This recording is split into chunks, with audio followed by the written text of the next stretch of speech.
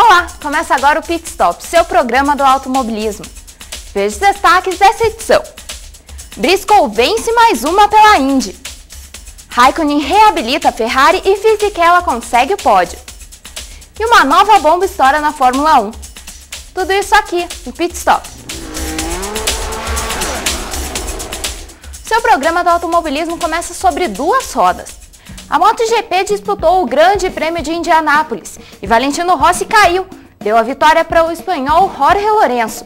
O espanhol teve muita sorte, já que Daniel Pedrosa também caiu quando era líder. Sem adversários, Lorenzo cruzou a linha de chegada em primeiro, sendo seguido bem de longe por Alex De Angelis e Nick Hayden. Mesmo com o tombo, Rossi é o líder do campeonato com 212 pontos. Lorenzo é o segundo, com 187, e Casey Stoner, mesmo sem correr, é o terceiro, com 150 pontos. Paul Espargaró venceu em Indianápolis após muita disputa durante a corrida. Bradley Smith e Simone Corsi fecharam o grupo dos três primeiros. Julian Simon é o líder do campeonato das 125 cilindradas. Marco Simoncelli foi o vencedor das 250 cilindradas no Autódromo Americano. O japonês Hiroshi Aoyama e o espanhol Álvaro Bautista também subiram ao pódio. Aoyama é o líder do campeonato com 192 pontos. 7 milésimos de segundo separaram Ryan Briscoe e Scott Dixon no final da etapa de Chicago, na Fórmula Indy. Briscoe venceu a corrida que marcou o fim das chances matemáticas de Hélio Castro Neves alcançar o título. O brasileiro viu uma suspensão de seu carro quebrar durante a corrida, fazendo com que Castro Neves só tivesse que lamentar. Mas nem tudo foi tão ruim para os brasileiros. Briscoe foi o vencedor com Dixon em segundo e Mário Moraes em terceiro. Moraes que chegou ao seu melhor resultado da categoria em 2 temporadas. Rafael Matos terminou em nono e Tony Kanaan 13º. No campeonato, Briscoe amplia a vantagem. O australiano tem 550 pontos e Dario Franchitti 525. Dixon é o terceiro com 517 pontos. Castro Neves é o quarto, Kanaan o sétimo, Rafael Matos o 13º e Mário Moraes o 16º. Daniel Warrington venceu na Indy Lights, mas o segundo lugar de James Davison não foi suficiente para evitar que J.R. Hildebrand conquistasse o título da categoria por antecipação. Agora Davison e Sebastian Saavedra disputam o vice-campeonato na última corrida da temporada. Vitória de Kimi Raikkonen no GP da Bélgica de Fórmula 1. A primeira da Ferrari em 2009 e o fim de um jejum de mais de 1 ano e meio para o finlandês. Parece surpreendente, Giancarlo Fisichella com a Force India foi o segundo. O GP belga começou com um acidente que tirou Jenson Button da corrida na primeira volta. Somente Mark Webber não aproveitou para descontar a vantagem do principal adversário. Com Raikkonen em primeiro, Fisichella em segundo, restou a Sebastian Vettel o terceiro lugar. O Rubens Barrichello, que novamente teve problemas na largada, terminou em sétimo.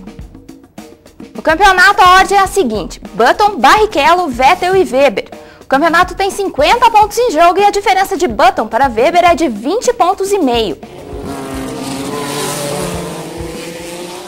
Álvaro Parente e Geldo van der Garde venceram na Bélgica. Nico Hülkenberg continua na liderança, Vitaly Petrov é o segundo e o brasileiro Lucas de Grassi o terceiro. Durante a transmissão do GP da Bélgica de Fórmula 1, o comentarista Reginaldo Leme revelou que a FIA contratou uma empresa para investigar a vitória da Renault no GP da Singapura no ano passado.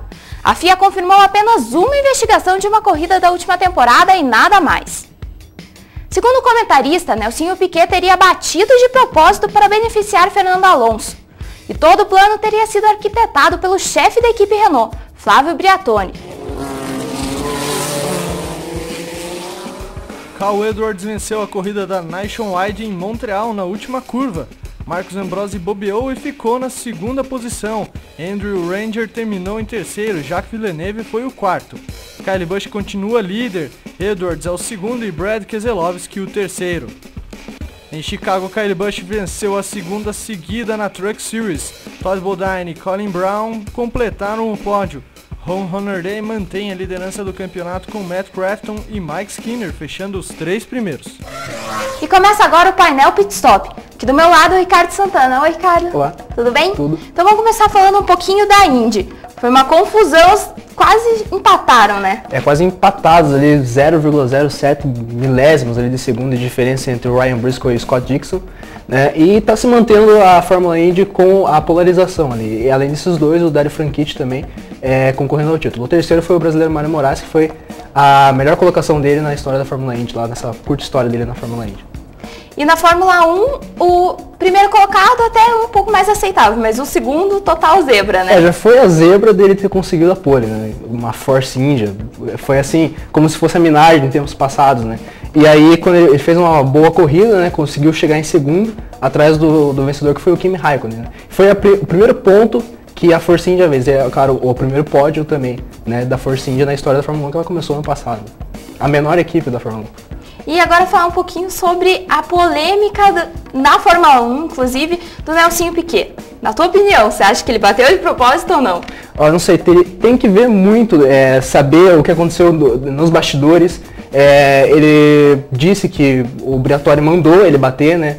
Para que o Alonso conseguisse vencer, para entender mais ou menos como é que foi. Porque quando o Nelsinho bateu, o Alonso estava em 14º. Ele tinha entrado nos pits, né? Tinha abastecido, trocado o pneu e voltou. Quando o Nelsinho bateu, deu o safety car e todos os carros ficaram juntos. Só que o Alonso já tinha parado. Ou seja, ele passou praticamente todos. Chegou em quinto lugar. Ficou em quinto lugar. Aí, outros 3 carros na frente dele tiveram problemas nos boxes e ele ficou em segundo e aí passou e ganhou a corrida.